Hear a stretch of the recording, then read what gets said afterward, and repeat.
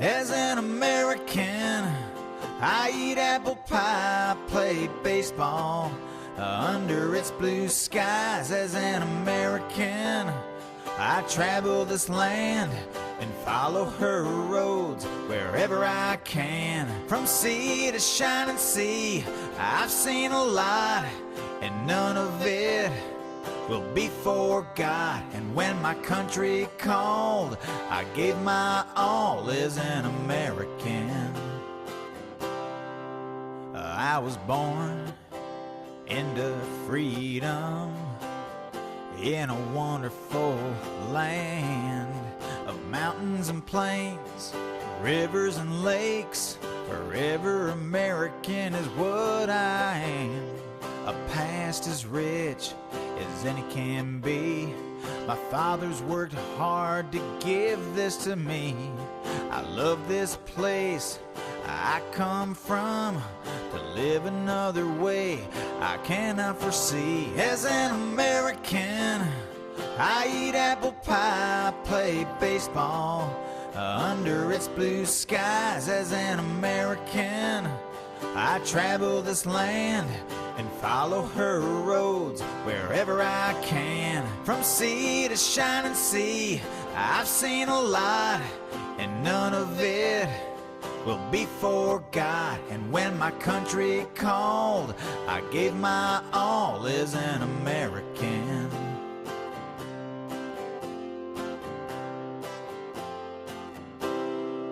As an American, I've been to the peaks of majestic mountains where the air is sweet. I've watched the eagle as it soars in beautiful skies that just can't be ignored. And by this country I'll always stand, for freedom and liberty for every man. When times are hard and things get rough, America always stands ready and rough. As an American, I eat apple pie, play baseball under its blue skies. As an American, I travel this land and follow her roads wherever I can. From sea to shining sea, I've seen a lot, and none of it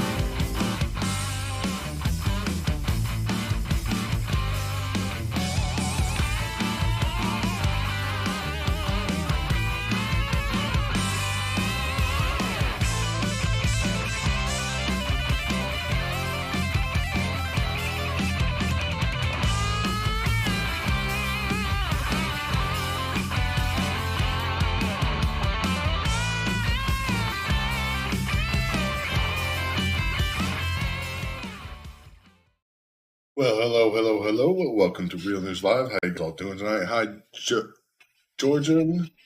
Hi, Lane. Hi, Richard. Hi, Patrick. Hi, Rodney. Hi, Debbie. Hi, Nana. Hi, Matt. Hi, Alex. Hi, Pam. Hi, Josie. Hi, Tia. How you guys all doing tonight? Hi, Pam. Hi, Deborah. How you guys doing tonight? Hopefully everyone's having a great night out there. A lot going on in the world, and a lot of lies are being pushed out on the news, making everybody think that's the only thing that's happening. And let's face it, we're getting closer to nuclear war than ever. But we'll get into that in a little bit. First, let's talk about the Ohio situation. You know, the chemical spill and how it could affect residents is an extreme environmental disaster. And suspiciously, the small plane crash that happened in Little Rock had 5 employees of the environmental consulting firm that was going to Ohio, of course, supposedly to investigate how bad the environmental fallout is going to be. Now, there's no press release immediately naming the people and the age of the people on the plane, but we do know they all came from the environmental consultant firm based in Little Rock. The 5 people on board the plane and the pilot were its employees. And when they were going to the Ohio plant, and they're also going to the Ohio train site, the Ohio metal plant, of course, one of them. where they were going, but the train site as well, both to find out the environmental fallout. Magically, their plane got damaged. I mean, we know about the train development, of course, and then the Ohio explosion at the factory, the metal factory. And this is concerning because the Sherman and Company, which produces copper alloys and also does refine some materials that I'm not allowed to talk about. This explosion that happened there, the environmental fallout could be even worse than the train. So you're talking Oak Hill Village or Oakwood Village, Ohio, and now Palestine, Palestine, Ohio. Residents are being told this on both locations. But the question remains about the exposure in air and soil quality. The government's saying all this while not even attending them. You have Trump showing up, and the Biden administration is busy overseas handing out $500 million to a foreign country that is not an ally. They're not an ally in any sense the matter. Of course, Trump's pointing fingers at the Biden administration. Biden administration, of course, is blaming Trump. This is all Trump's fault. It's all Trump's fault. It's all because of the restrictions that were lifted in order to expedite material movement during the pandemic. But former president at least visiting Ohio Village and of course bringing supplies and everything else with money released and raising questions about the release of the kills being dumped there. Of course, President Trump, in the aftermath of the train derailment, toxic chemical spill, took shots at Joe Biden because he's not handling the crisis; he's avoiding it. Yeah, truckloads of drinking water and other things. God bless you, Patrick. Any donations are greatly appreciated. But indeed, this is absolutely nothing has been given by the federal government in this event.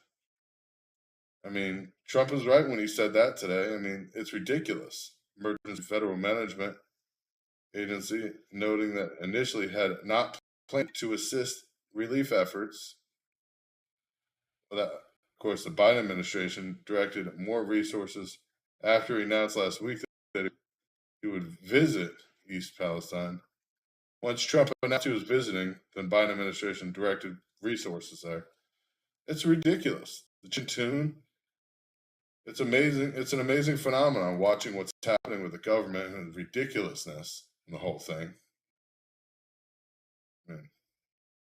Joe Biden, of course, the Biden administration on the left is trying to hammer Republicans and Trump on the whole train development issue. I mean, we got to look at what's actually happened. We've had train derailment, metal facility, all in Ohio. The Ohio met and Pennsylvania pipe bomb found, and over by Chicago, 2 more plants exploded out of nowhere. All this is happening. Nobody's talking about actual facts of what's going on. Household debt skyrocketing to levels higher than 2008 financial crisis. The average household right now in America owes a total of $142,000. $142,000 in debt, the average household in America right now. This is crazy.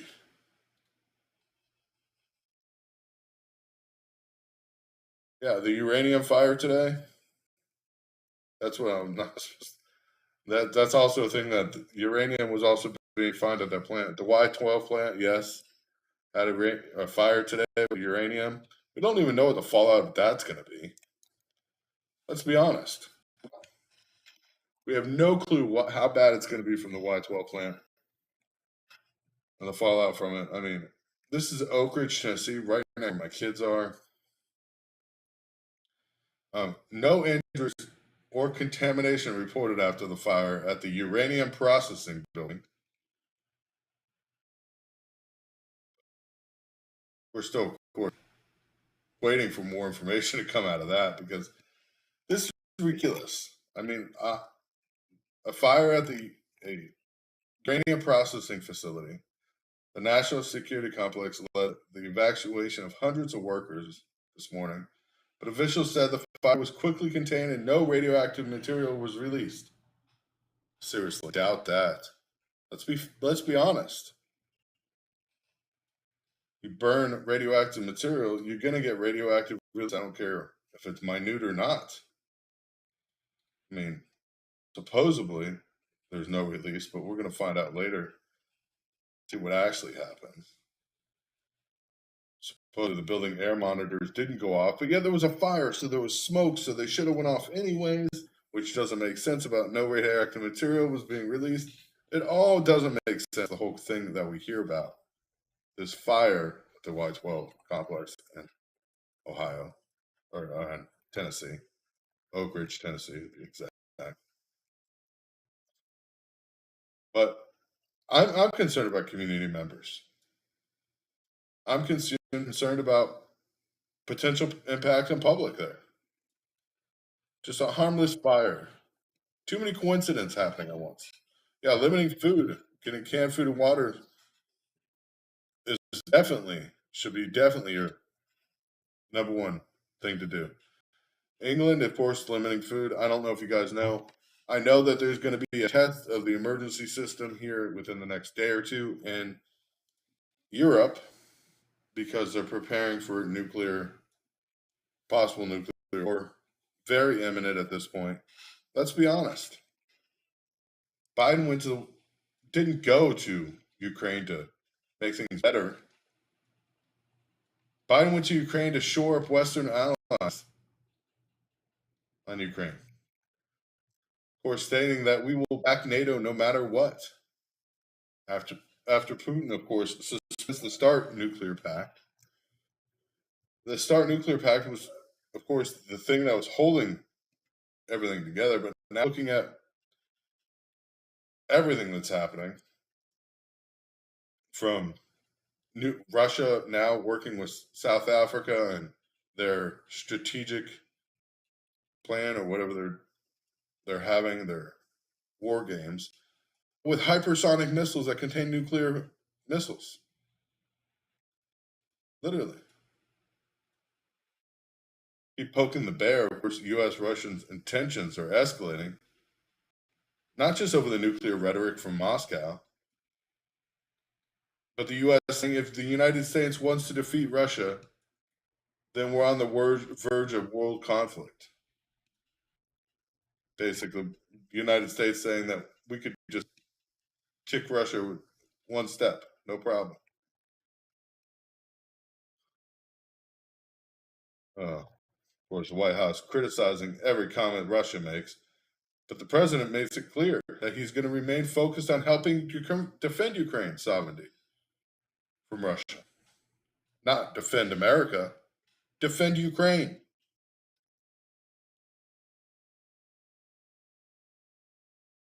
Yeah, this war is on the United States, let's be honest. Russia may have been the aggressor in the first place going to Ukraine, but he's asked NATO, or not NATO, but the UN to step in with UN peacekeepers several times prior. When he knew pro-Russian people were getting killed in massive amounts. Regions he's already taken. So watching this happen, watching this war unfold, and going through the information from the past, now the U.S. intentions to of course, go off this whole war thing, and the U.S. pushing for war, let's be honest. At first, Zelensky was going to fold. At the beginning of this, I mean, within the first couple of weeks, he was actually talking about coming to a deal with Russia. The United States said, no, don't do that. We're going to give you weapons. We're going to give you this. We're going to give you that. Basically prolonging the war. I mean, now people are criticizing China's intentions to supply Russia with lethal weapons. This is extremely disturbing because the U.S. seizing billions in assets. Problem is, the U.S. is talking about seizing $350 billion of frozen assets from Russia and giving it to Ukraine right now. How can we do that? That's illegal at every aspect. Of course, watching what's happening, surprisingly, corruption within our government, the corruption within everything else that's happening. You want to see strengthened relationships between China and Russia escalate quickly, give away Russia's money. That's what you do. Announcing the U.S. intelligence that China is intending to supply lethal weapons to Russia and war Ukraine. And if that were to happen, that would change the dynamics of the war entirely. Basically stating we would join in the war. I mean, Blinken expressly saying that China considering providing lethal support to Russia is an aggression against Ukraine. This is ridiculous. Absolutely ridiculous what's going on. U.S. cutting ties with China is easier said than done because U.S. of course relies on everything we have here. Even NATO allies rely everything from China. Now, what is the U.S. and NATO going to do? Are they going to have swift and severe economic sanctions on China? And if they are, what are they going to be? How is it going to make it better for us here in America? It won't. China has toed the line as it comes to everything, refusing to condone Russia's invasion, of course, but also failing to provide arms to Russia right now. If China enters the game and gives them weapons, things could be very different, very dangerous, and very bad. We will know if China supplies weapons, we will see them on the ground in Ukraine. And if they do, I mean, the U.S. is expected and NATO is expected to carry out very harsh economic responses. America cannot allow China to become involved in this war. So what's going to happen to us?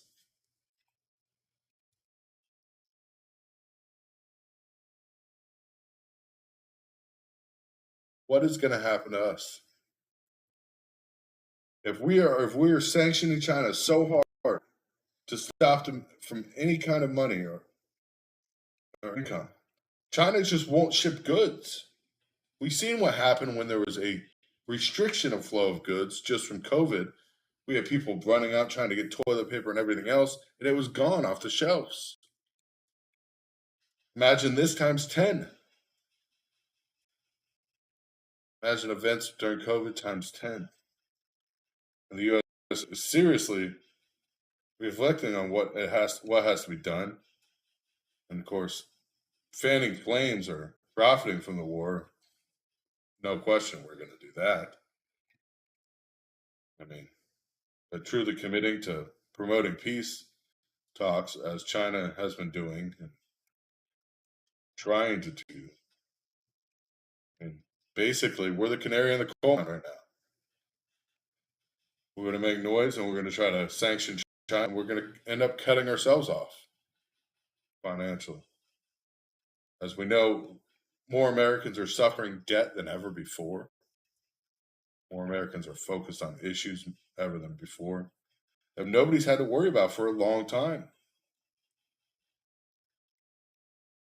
Nobody's talking about these issues. Nobody's talking about what's happening when not just the Ukraine issue, but Syria. The Syria issue, nobody's talking about it.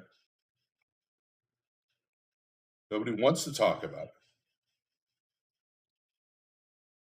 Everybody's afraid to say anything at this point.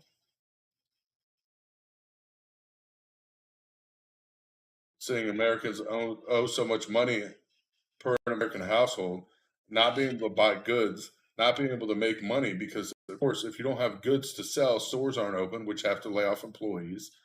You lay off employees, there's less people making money. Less people making money, there's less people to buy American-made goods, and it's a cycle. Because we only produce a small amount of our goods, the goods that we do produce won't be able to be sold because people will not have money. We will see a collapse in the system if this happens. It's not a question of if, it's It's a question of when. I mean, to be honest, it's ridiculous watching what's happening. Cost of goods are going up every day. It's not a question. Interest rates are going up. That's not a question. American jobs are paying less. That's not a question. So what are they trying to do? What are they trying to pull?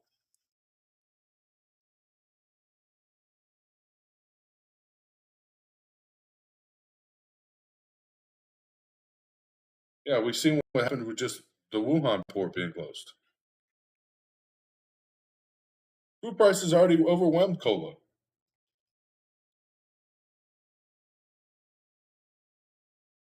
course, when we have less supplies coming in, the prices of those supplies go way up. It's a sad situation. Same time, we have, of course, this winter storm that's going to wreak havoc on the north of this country.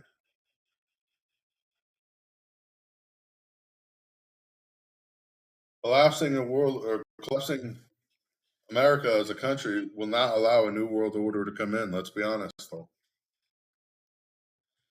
Future looks bleak. We got to look up for anything we can find that's positive. And Palestine and Israel are already fighting each other in the West Bank. That's a trigger point that I guarantee we're going to get in the middle of, and I guarantee Russia's and Syria, the whole Russia, Syria, and U.S. thing is a spark or light off point for this war to happen. Then we got Taiwan, which is another trigger point for this war to get started. There's too many trigger points for a nuclear war to start right now. There's too much disparity between us. Even within our own country, we have a true divide. We have a president in office right now that wants to divide us more than ever. Every speech he gives to the nation is about division. It's about Republicans versus Democrats. That's not a country united. It's not a country that can stand for itself. As we're watching this happen, and we're sending more weapons to other countries, knowing our stockpiles are depleted, knowing our strategic oil reserve is at the lowest point before any war. Who knows? Him and Jill are having a blast. To be honest. And we got AI, which is a whole nother freaking issue right now.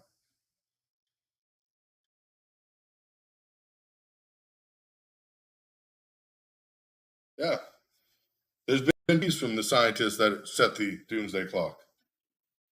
Please from multiple scientists that work on that. Leaders don't care anymore.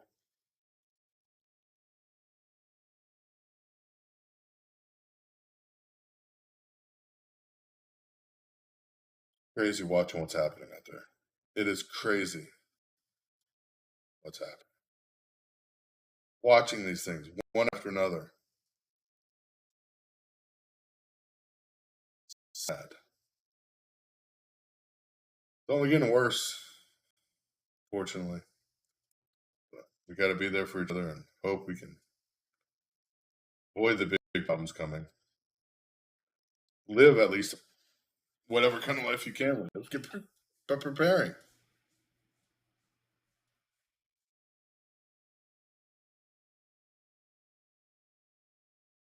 Be prepared. That's the biggest thing I can say tonight.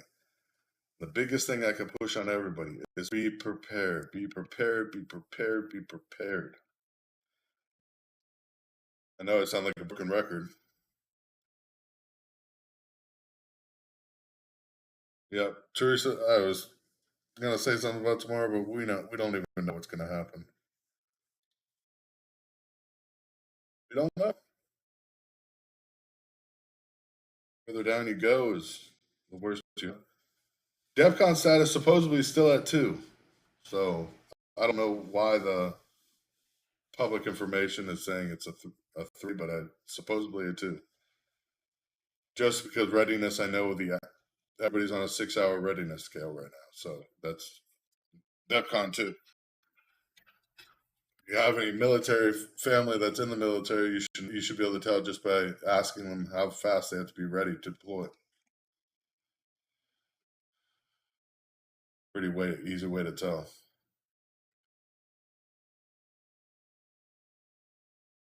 But guys, if you guys can afford to donate, please do. We got to try to raise at least $100 a week now on. We have so much stuff that we're trying to do to help people in need, and it costs so much to even keep all this going.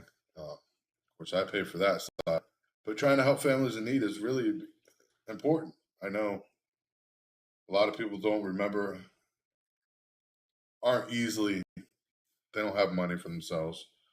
But people that do don't remember or don't know how hard it is not having anything.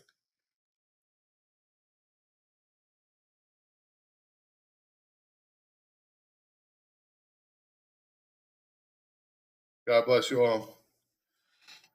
God bless you all so much. God bless America. I will be back, of course, Friday night at 9:30 Eastern Standard Time. Till then, stay safe, stay safe, stay safe. That's all I can say. I can't preach it enough.